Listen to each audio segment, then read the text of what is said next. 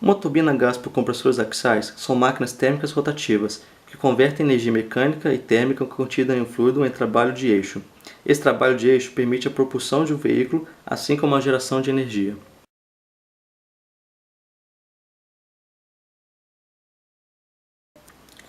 Em 1791, um inglês chamado John Barber desenvolveu um equipamento que incorporava muitos elementos de uma turbina a gás moderna, porém utilizava um compressor alternativo.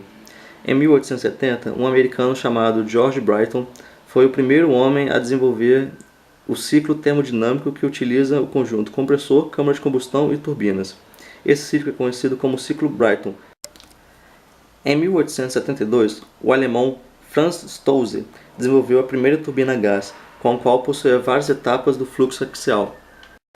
Com o início da Segunda Guerra Mundial e com a necessidade do aumento do poderio bélico, uma empresa privada alemã desenvolveu o projeto de um engenheiro chamado Hans von Ohain, o Heinkel HE-178, em 1939, sendo, portanto, o primeiro avião turbojato a levantar voo. Desde então, os engenheiros de todo o mundo iniciaram pesquisas e desenvolveram projetos sobre as turbinas a gás com compressores axiais.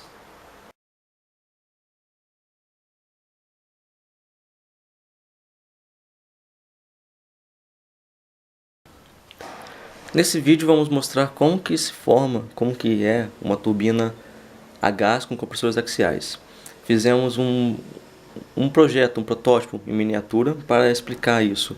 Infelizmente ela não é funcional, por falta de conhecimentos necessários, mas ela é boa para mostrar para a gente, para ter uma ideia de como que é o funcionamento de uma turbina com compressores axiais. O primeiro passo é explicar sobre o que faz ela movimentar, ou seja, as hélices. Fizemos 4 hélices diferentes para explicar sobre ela. A primeira hélice é essa daqui, que vai vir na frente de todas as demais, todo o sistema. Ela é a hélice com maior abertura, o maior tamanho das pás, e nesse caso fizemos uma de 2 cm. A seguinte é uma hélice com 1,5 cm de pás. A terceira é uma hélice com 1 cm do tamanho das pás. E a quarta, a última, é a hélice com o menor tamanho das pás, que mede 0,5 cm. Pegando a primeira e a última, podemos ver nitidamente a diferença. Essas daqui são as hélices que iremos usar para o compressor, mas temos também as hélices que iremos usar para a turbina. E com esse conjunto, iremos fazer as hélices que se formam a turbina a gás de compressores axiais. Vamos começar a montar a turbina.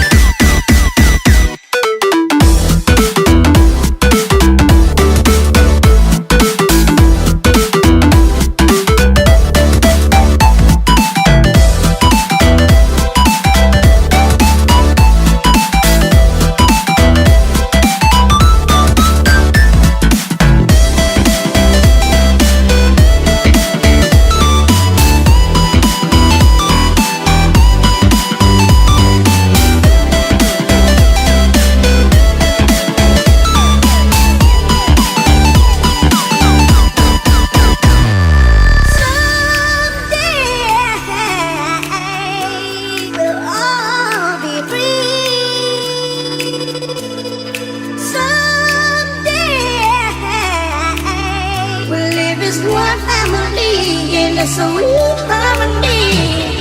Someday we'll all be free. Someday.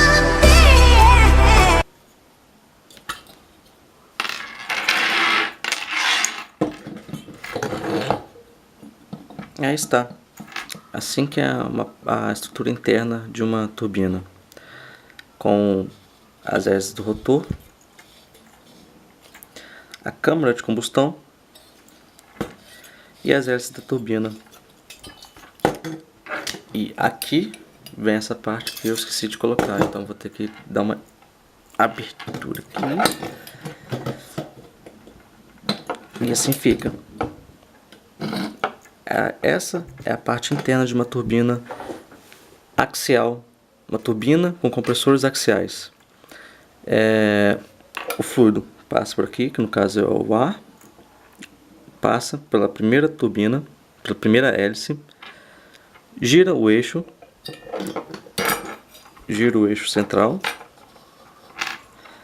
passa pela segunda hélice comprimindo, girando o eixo, passando pela terceira hélice, comprimindo e assim por diante, até chegar na câmara de combustão bem comprimido. Ao chegar nessa parte, a ignição com a alimentação do combustível, a explosão e a exaustão dos gases. E quando os gases passam pela parte expandindo, isso aumenta a velocidade de rotação. Após o término da montagem da turbina, vamos agora abordar um tema mais técnico. Vamos falar sobre as particularidades do funcionamento de uma turbina a gás por compressores axiais. Vamos começar primeiro com os compressores. Os compressores, eles não são simplesmente essas hélices. Entre cada uma dessas hélices, entre cada um desses rotores, existe uma estrutura fixa que não roda junto ao eixo, que fica presa à fuselagem por volta da turbina. Essas estruturas são chamadas de estatores. Tanto nos compressores quanto nas turbinas existem esses estatores. Nos compressores, eles têm o objetivo de diminuir a velocidade do giro do eixo central. Já nas turbinas, eles têm o objetivo oposto, ou seja, aumentar a velocidade. Ao passar pela primeira hélice, passar pelo primeiro rotor, a velocidade do giro aumenta. E ao passar pelo primeiro estator, diminui. Esse conjunto de rotor e estator é o chamado de estágio. Ao longo de um compressor, serão cerca de 17 a 22 estágios, fazendo sempre o mesmo processo, aumentando a velocidade, diminuindo a velocidade, e o estator permite apenas que há aumento da compressão dentro do compressor. Já nas turbinas, o processo é o oposto. O objetivo é diminuir a pressão e aumentar a velocidade de giro. E o estator também serve para isso. Porém, existe uma diferença. Os estágios de pressão e os estágios de giro são diferentes, pois o formato do rotor, o formato da turbina acabam se distinguindo. E nessa imagem podemos ver, sendo a da esquerda o formato mais ou menos de um compressor, e o da direita sendo o formato mais ou menos de uma turbina. De uma forma bem clara podemos ver como que é diferente essas estruturas. Com essa segunda imagem podemos observar como que a equação da continuidade é usada numa turbina. De uma forma simples e rápida, a equação da vazão se constitui da seguinte igualdade: área 1 vezes velocidade 1 igual a área 2 vezes velocidade 2. Com isso, se você diminui a área, você aumenta a velocidade, fazendo com que haja velocidades supersônicas até mesmo dentro do bocal de uma turbina. E por fim, a última imagem. Nela vamos retratar como que é a progressão da velocidade axial, que é o giro do eixo, da pressão e da temperatura ao longo de uma turbina. Notem que assim que chega a câmara de combustão, existe um aumento da pressão, que é representado pela linha azul bem nítido. A velocidade axial diminui, ela se mantém de uma certa forma estável, mas diminui, e a pressão aumenta. Isso devido à compressão adiabática, que é compressão muito rápido, eleva a temperatura do fluido. Ao chegar à câmara de combustão, a temperatura aumenta e a pressão diminui. e isso é devido à ignição e à explosão do fluido do combustível que existe dentro da câmara de combustão. E ao passar pelas turbinas, tem uma variação de velocidade, diminui a temperatura e diminui a pressão. E no último estágio há um aumento de velocidade muito alto. Isso é devido ao que explicamos anteriormente sobre a equação de continuidade, que é sobre a equação sobre a vazão de um fluido.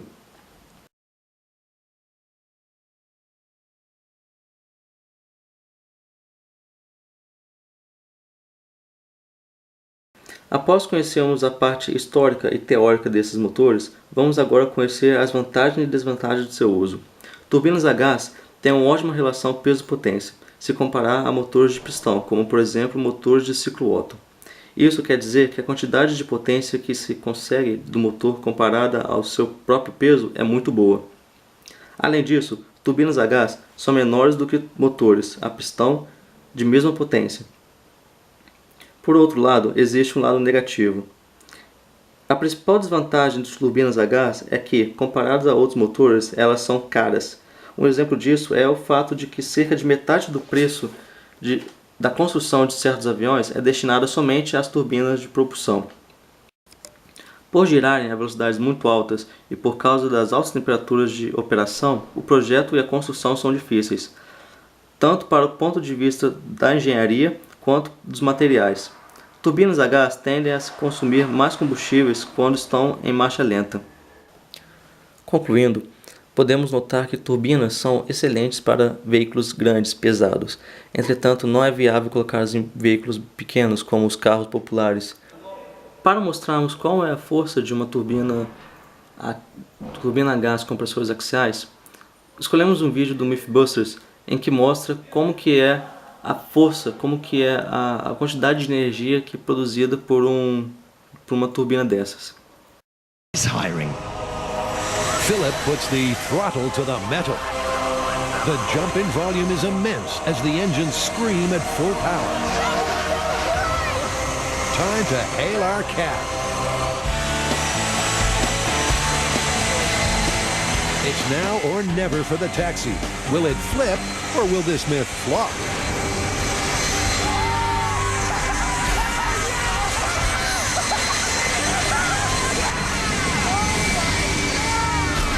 That's right, we're not stopping here, because next up, will a school bus get caned? The engines soon reach full power scream, and the bus begins its tortuous journey. For this bus, school's out, but will it be over and out? Whoa, it sure will! The bus takes a route that's totally outside of the school district. Agora que vimos o quão fortes são esses motores, vamos ver a evolução deles entre os anos de 1968 a 2002.